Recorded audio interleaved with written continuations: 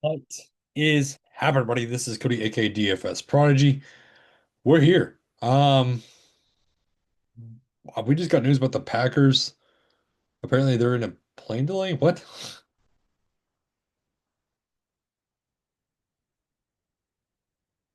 That's insane. There plane delays happening.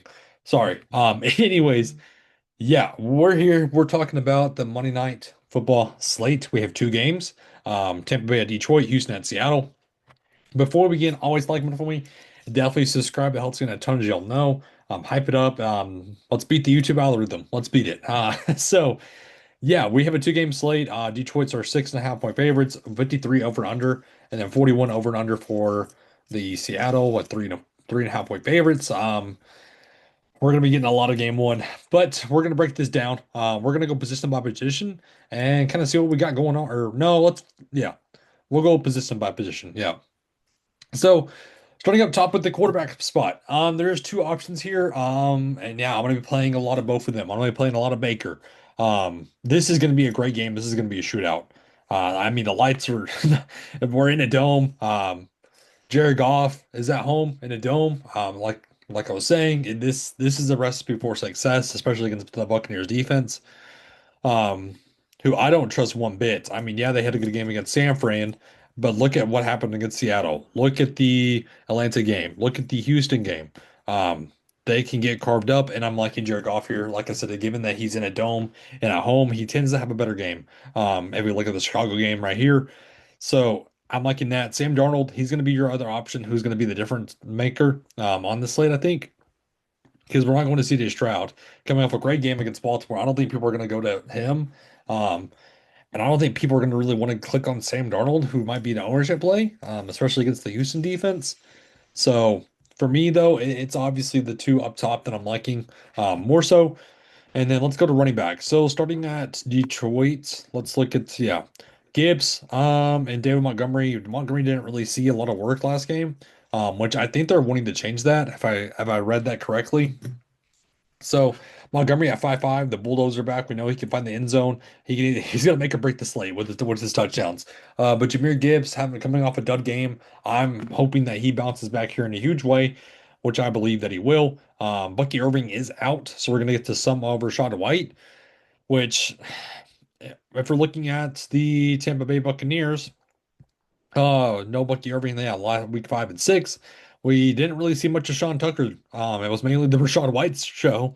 Um, and then looking at Kenneth Walker and Zach Charbonnet. I mean, what is going on with Kenneth Walker? I have a lot of him in basketball, and I think I regret it now. Um, yeah, if we look at the Seahawks splitting work, I mean, it's mainly Charbonnet now. Charbonnet's taken over. So at 5-1, I'd rather get to Charbonnet. And then if we look at the Texans, sorry, Nick Chubb, Woody Marks, they all saw a run. But yeah, it's mainly a split between Woody Marks and Nick Chubb. I believe, yeah, Nick Chubb had the better game last week, which one of them is going to pop off. You take your pick between Woody Marks and Nick Chubb. Sean Tucker, we talked about to be kind of a difference maker, 4-4, to be different if you want to look at him. But yeah, it's mainly Gibbs.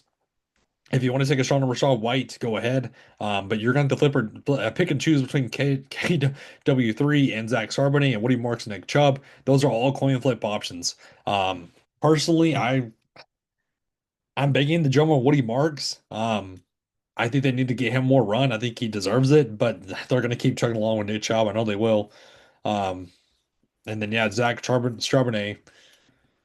It's a toss up between him and Kenneth Walker. One of these days, Kenneth Walker's gonna have that pop game, and we're gonna be like, well, we played Charbonnet. So, looking at the wide receiver position, we have a lot of news that we need to go over.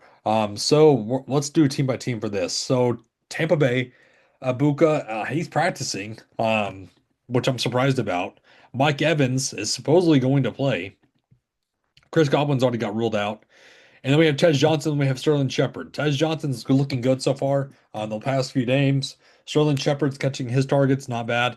So if we look at the Tampa Bay receivers, Abuka, Sterling Shepard, Mike Evans was out, and then we saw Tez Johnson and Cameron Johnson see snaps. So Cameron Johnson at 3-4, cheap, popped the game.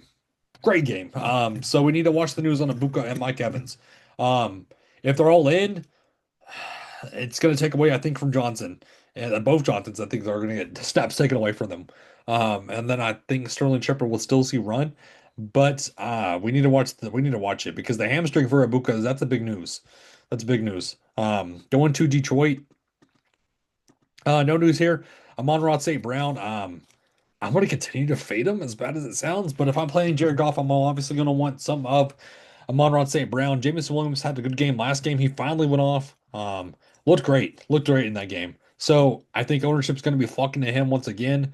And then Isaac Tesla, I mean, what to do with him? He's going to catch if he's going to get a catch, it's going to be a touchdown.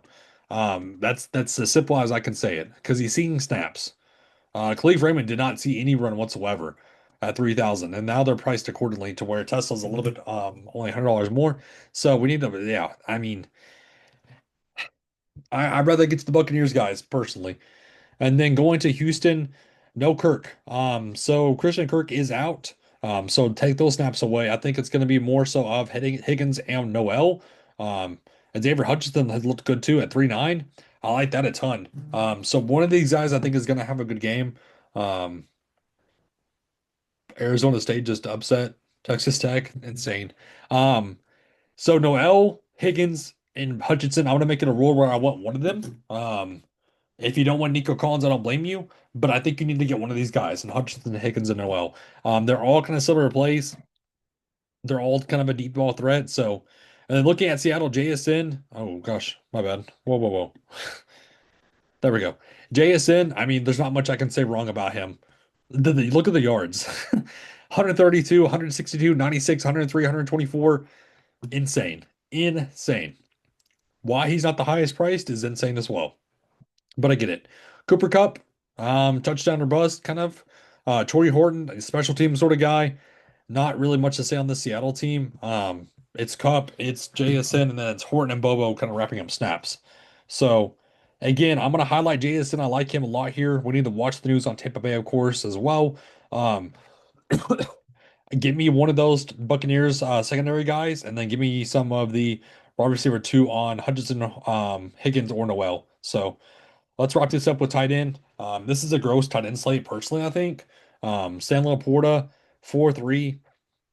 I kind of like him more so than the wideouts on Detroit. Cade Otton, if everybody's out, I want to be playing some of Cade Otton a little bit more. Dalton Schultz, 3-6. I mean, he's seen the receptions. 5-5-5. And I mean, we're all there. So, and then AJ Barner or Elijah Arroyo. I'm liking Barner, man, at 3-2. It's hard to not like Barner here at 3-2. He's seeing more snaps than Arroyo. I mean, and then yeah, Dalton Schultz is eating up the snaps there. Laporta, Brock Wright seeing some, and then Kate Otten, man, yeah. So I like Barner a lot on this slate at 3-3. I'm gonna get to some of Schultz. On we need to watch the news on the Tampa Bay receivers, and then Laporta and my golf stacks I like it. So that wraps up this Monday Night Football slate for us, as though. Thank you for tuning in. It was great. See you rest of the night, everybody. Have a good one.